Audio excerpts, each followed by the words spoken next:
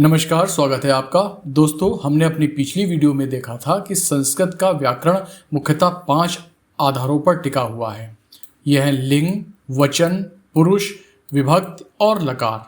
और इन्हीं में से पहला जो आधार है लिंग, इसको हम आज जानेंगे। लिंग, जिसको कि हम इंग्लिश में जेंडर बोलते हैं। आइए देखते हैं इसकी परिभाषा क्या होती है, इसकी डिफिनेशन क्या है। लिंग क्या है? जिन शब्दों से किसी संज्ञा अर्थात व्यक्ति, वस्तु, स्थान आदि के पुरुष जाति, स्त्री जाति या नपुंसक अर्थात निर्जीव होने का बोध होता है, उसे लिंग कहते हैं। मतलब वो शब्द जिनको सुन के हमें ये पता चलता है कि ये स्त्री जाति का है, पुरुष जाति का है या निर्जीव है, उसे हम लिंग कहते हैं। इसके 3 भेद होते हैं।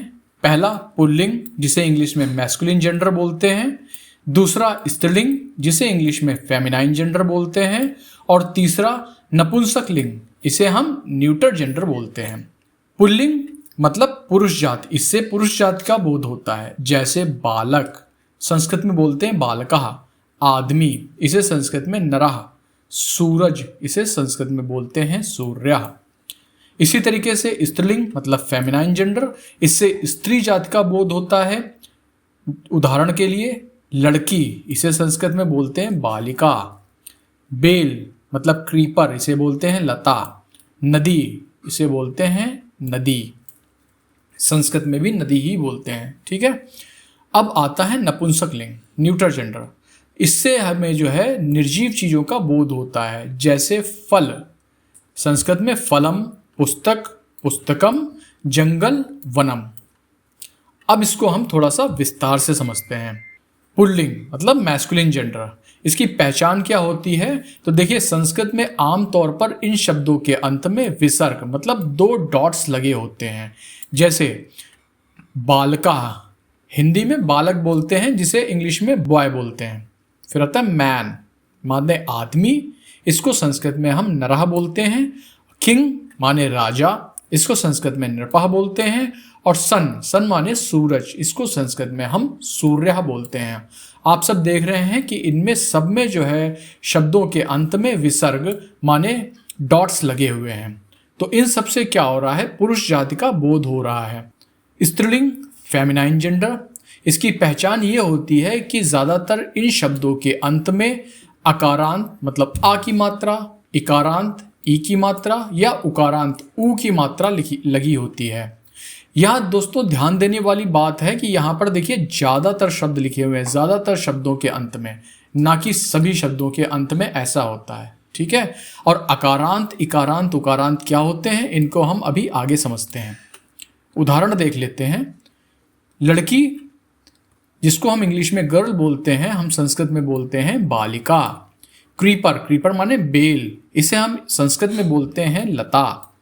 रिवर नदी, इसको हम संस्कृत में भी नदी ही बोलते हैं। और गोट, गोट माने बकरी, संस्कृत में इसे हम अजा बोलते हैं। तो इन सभी से क्या हो रहा है? इन सभी से स्त्री जाति का बोध हो रहा है। इसलिए इसे हम स्त्रीलिंग बोलते हैं, फेमिनाइन जेंडर बोलते हैं। अब देखते हैं अकारांत, इकारांत और उकारांत क्या होते हैं। तो देखिए अकारांत, जिन शब्दों के अंत में आ स्वर की मात्रा आती है, उसे हम इकारांत शब्द कहते हैं। उदाहरण के लिए राम, तो रा धन आ धन मा धन आ, यह हुआ राम। तो यहां पे देखिए लास्ट में आ की मात्रा आई हुई है।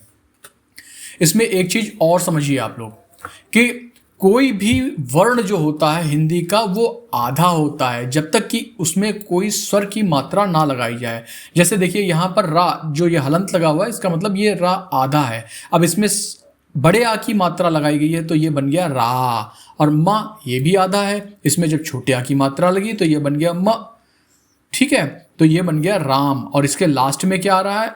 माँ के लास्ट में आ रहा है, तो इसलिए ये अकारांत है। और एक चीज देखिएगा, ये जो प्लस के साइन लगे हुए हैं, इनको हम संस्कृत और हिंदी में प्लस नहीं बोलते हैं, इनको हम धन बोलते हैं। ठीक है। अगला देखिए बालक, तो इसमें ब धन आ, धन ला, धन अ, धन का, धन आ, तो ये बन गया बालक बना है। ठीक है। इसमें भी देखिए आ आया हुआ है, तो ये क्या है? अकारांत है। अब देखते हैं इकारांत शब्द। तो जिन शब्दों के अंत में ई स्वर की मात्रा आती है, उन्हें हम इकारांत बोलते हैं। जैसे मुनि, म धन उ, धन न धन ई, तो देखिए लास्ट में ई आया है, ये देखिए छोटी मात्रा लगी है, छोटी ई की मात्रा, तो ये क्या होता है इकारांत। इसी तरीके से हरि में भी वही चीज है, छोटी ई की मात्रा आई हुई है तो ये बनता है इकारांत। और यहाँ पर जरूरी नहीं कि छोटी ई की मात्रा, यहाँ बड़ी ई की भी आ सकती है। तो ई की चाहे छोटी ई की मात्रा हो चाहे बड़ी ई की, इकारांत बनता है। और अकारांत में चाहे छोटे आ की मात्रा हो या बड़े आ की, वो अकारांत शब्द कहलाते हैं। इसी तरीके से उकारांत, उकारांत में जिन शब्दों के अंत में ऊ स्वर की मात्रा आती है उसे उकारांत बोलते हैं। जैसे गुरु, ग धन उ धन र धन उ, गुरु, देखिए ऊ की मात्रा आई है। और इसी तरीके से वायु।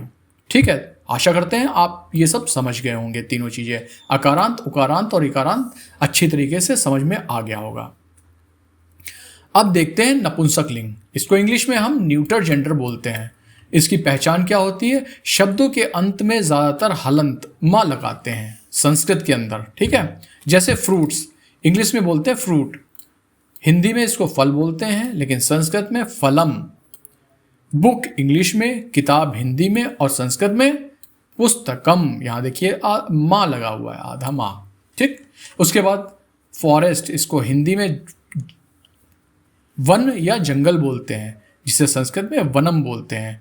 तो नपुंसक लिंग जो होते हैं वो क्या होते हैं? ना तो पुरुष जाति का बोध कराते हैं और ना ही स्त्री जाति का बोध कराते हैं।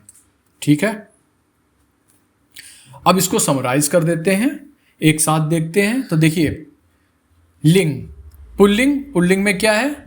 पुल्लिंग जो है जो कि पुरुष जाति का बोध कराते हैं। इनमें शब्दों की पहचान कैसे देखते हैं? इनके ज्यादातर शब्दों के अंत में विसर्ग लगा होता है, दो बिंदियां लगी होती हैं, दो डॉट्स लगे होते हैं। जैसे उदाहरण बालका नरा। स्त्रीलिंग, ये स्त्री जाति का बोध कराते हैं। इनके ज्यादातर शब्दों के अंत में अकारांत आ की मात्रा, इकारांत ई की मात्रा या उकारांत ऊ की मात्रा लगी होती है। उदाहरण के लिए बालिका, नदी। और फिर आता है नपुंसक लिंग, ये ना तो पुरुष जाति का बोध कराते हैं और ना ही स्त्री।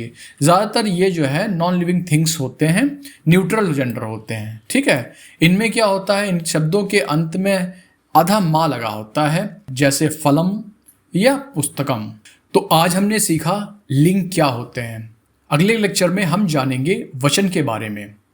यदि आप इस पूरी श्रृंखला का हिस्सा बनना चाहते हैं तो चैनल को सब्सक्राइब करें और इस वीडियो को अपने उन मित्रों के साथ साझा करें जो संस्कृत को आसान तरीके से सीखना चाहते हैं। मिलते हैं अगले लेक्चर में, तब तक के लिए धन्यवाद।